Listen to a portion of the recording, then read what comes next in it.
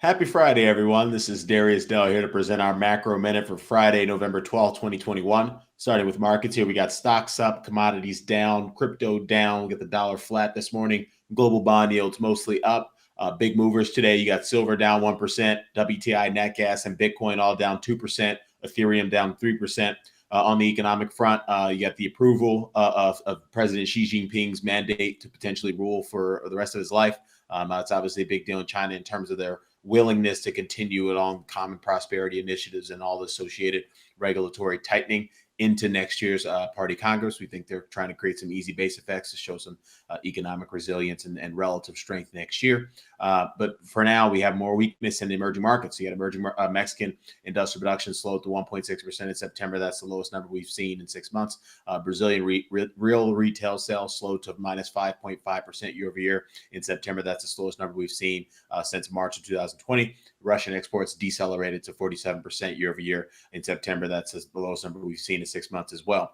Taking it to the chart here, this is the spread between the U.S.'s 2021 growth rate and the emerging market or the world's 2021 growth rate. And as you can see, the U.S. is typically running a deficit relative to the world in expectations terms. But obviously, we've had a decent amount of U.S. exceptionalism here in the year, but that has obviously peaked and has decelerated since the beginning of the summertime. So as we get into one of the reasons I bring this up is because I do believe this exceptionalism is part of the reason we've seen, dollar strength throughout the easy money and easy fiscal policy throughout the year to date, because investors have been flowing capital into our asset markets. And so as this line continues to go down, you might expect to see some weakness in the dollar until the tightening that we are seeing out of the Treasury and the Fed really start to bite.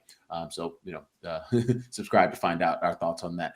In terms of today's risk reward setup, the dollar's overbought versus the Canadian loonie. Oversold, you got nat gas, Aussie dollar, and the dollar's oversold relative to the Brazilian real. In terms of risk reward setup for the S&P 500, minus 1.3% downside versus 1.8% upside. WTI minus 3.8% downside versus 9.5% upside. Bloomberg dollar index minus 1.4% downside versus 0.4% upside.